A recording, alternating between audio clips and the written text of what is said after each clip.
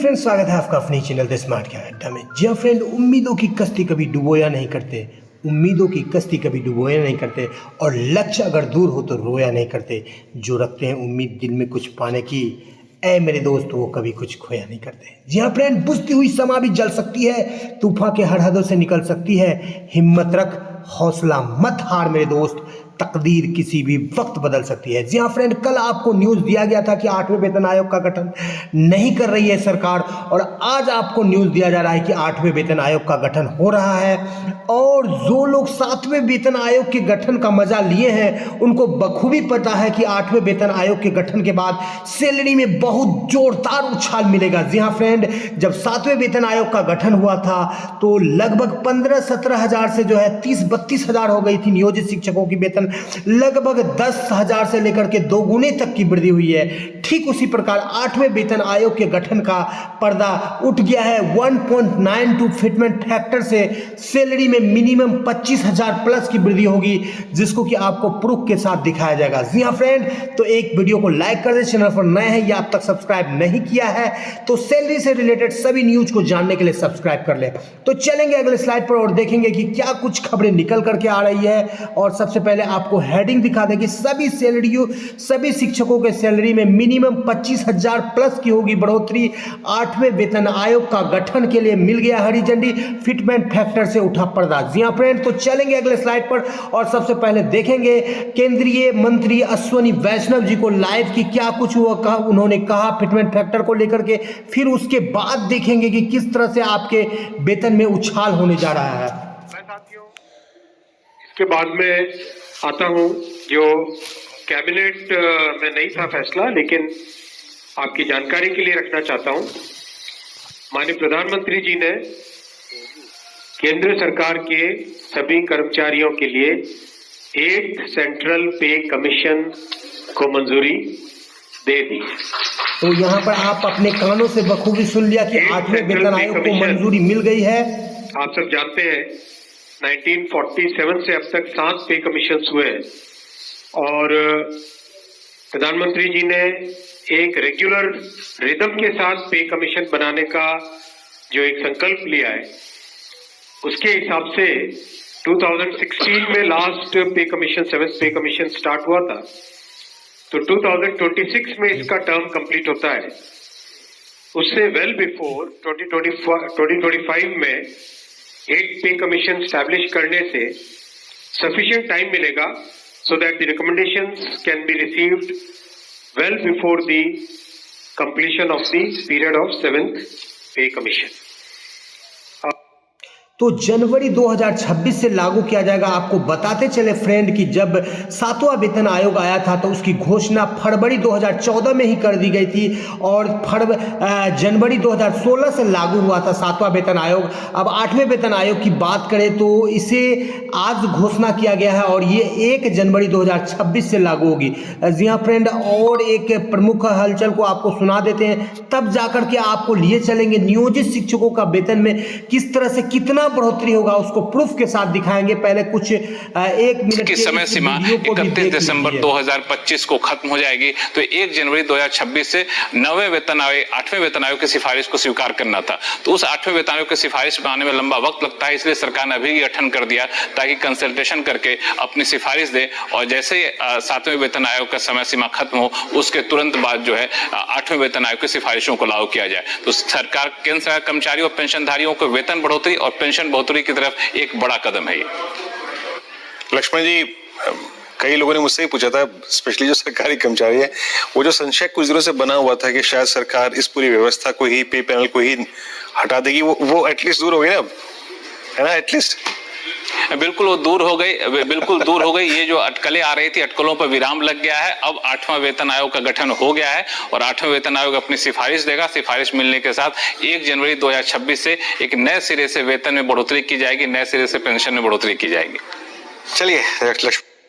तो आपने सुना फ्रेंड कि अब 8वां वेतन आयोग का जो संशय था वो समाप्त हो गया और अब 8वें वेतन आयोग का जो गठन है वो 1 जनवरी 2026 से लागू किया जाएगा। अब लागू होने के बाद सबसे बड़ी बात है कि हम नियोजित शिक्षकों के वेतन में क्या कुछ इजाफा आएगा उसको देख लेते हैं कि कितना वेतन बढ़ेगा। जी हाँ फ्रेंड, अब तक आपने देखा कि 8वें वेतन आयोग को मंजूरी दे दी गई है। कल तक जो है जिसको अंधेरे में रखा गया था, सरकार कुछ सोचने विचारने के बाद आर्थिक स्थिति जो विश्व का 5वां मजबूत अर्थव्यवस्था बनने वाला भारत है, तो कहीं ना कहीं जो है आने वाले चुनाव के मद्देनजर सरकार ने जो है 8वें वेतन आयोग के गठन की मंजूरी दे दी और अब गठन होने के बाद जो उसका रिकमेंडेशन आएगा उसके हिसाब से 1 जनवरी 2026 से आपको जो है बढ़ा हुआ वेतन मिलेगा। लेकिन बढ़ा हुआ वेतन जो मिलेगा उसका जो अनुमानित जो विभिन्न स्रोतों से जो आंकड़े निकल करके आ रहे हैं उस हिसाब से नियोजित शिक्षकों के वेतन में कितनी बढ़ोतरी होगी, बिल्कुल हाथ कंगन को आरसी किया, पढ़े लिखे को फारसी किया, आपको अभी आपके सामने बिल्कुल कैलकुलेट करके दिखाएंगे। जी हाँ फ्रेंड, सबसे पहले देख लीजिए कि 8वें वेतन आयोग के गठन के बाद जो 18,000 का न्यूनतम सैलरी है वो बढ़कर के 34,500 हो जाएगा। ये एक मीडिया स्रोत है, आपको और भी कई मीडिया, ये दूसरा मीडिया स्रोत है, यहाँ पर भी आप 8वें वेतन आयोग से 40 से 50% बढ़ोतरी की बात देख रहे हैं। यहाँ पर तीसरा मीडिया स्रोत है और आपको कई मीडिया स्रोत से दिखाएंगे 1 जनवरी 2026 से लागू किया जाएगा।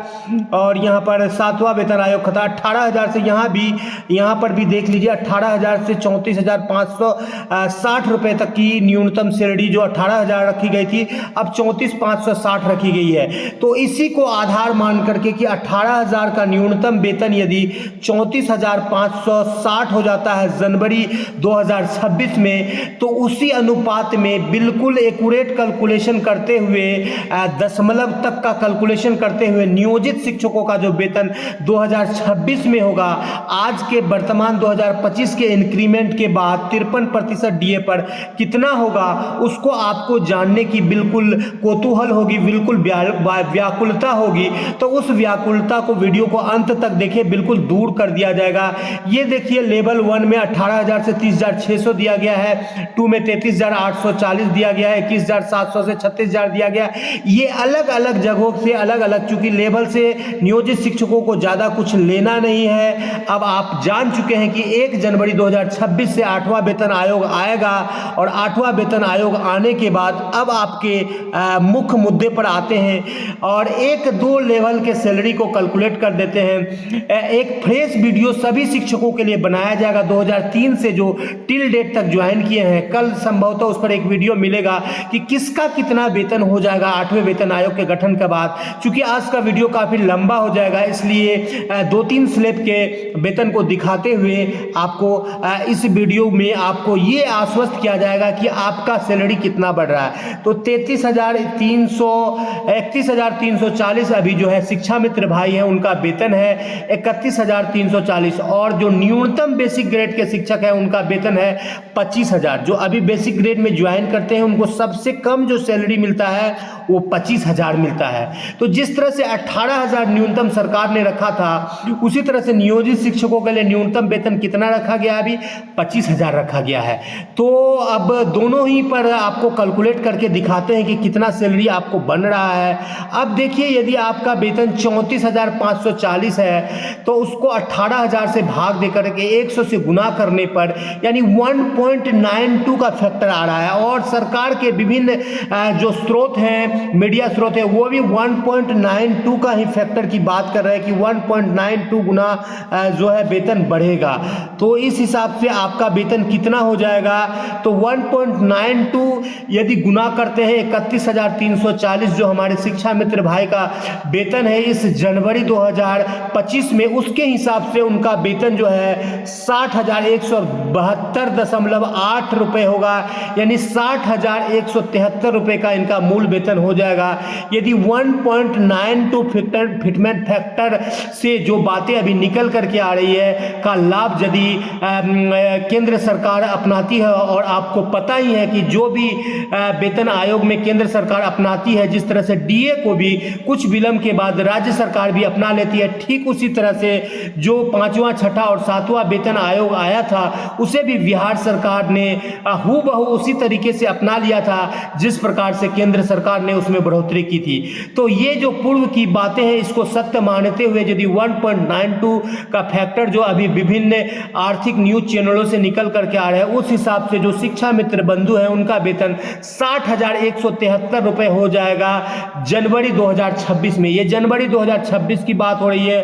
अब आप खुद देख लीजिए कि 60,173 रुपये पर 5% डीए और 53% डीए और 5% एचआरए पर आपका वेतन कैलकुलेट करने पर आपका वेतन हो जा रहा है 1,08,000 रुपये। यानी कि आपका वेतन यहाँ पर देखिए इन हैंड आपका 86,000 रुपये सैलरी मिल रहा है। आपको इन हैंड सैलरी कितना प्राप्त हो रहा है 86,000 रुपये मिल रहा है। टोटल बेनिफिट 1,08,963 रुपये का हो रहा है और 96,074 रुपये आपको प्राप्त हो रहा है। 86,843 रुपये प्राप्त होगा। सुनने में थोड़ा सा अटपटा जरूर लग रहा होगा लेकिन जिन लोगों ने 7वें वेतन आयोग के गठन और उनमें सैलरी उछाल का जो है रूपरेखा देखा होगा उनको सुनने में अटपटा नहीं लगेगा। इसीलिए सरकार लगातार कन्नी काटती रह रही थी क्योंकि जैसे ही 10 साल में वेतन आयोग का गठन होता है तो 10 साल में जो भी महंगाई भत्ता वगैरह बढ़ता है उस हिसाब से सारे कैलकुलेशन करने के बाद जो all India customer purchase index होता है उस हिसाब से सैलरी बढ़ोतरी होती है।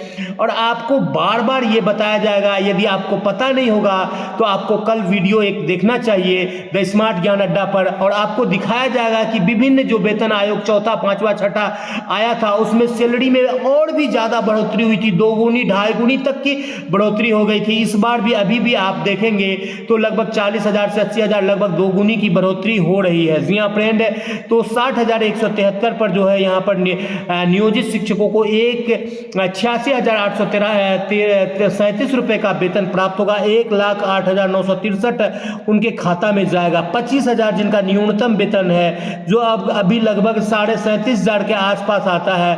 8वें वेतन आयोग के गठन के बाद 69,466 रुपये जो है मिनिमम वेतन जो है नियोजित शिक्षकों को मिलेगा यदि 1.92 का जो फिटमेंट फैक्टर है उस पर मोहर लग जाता है।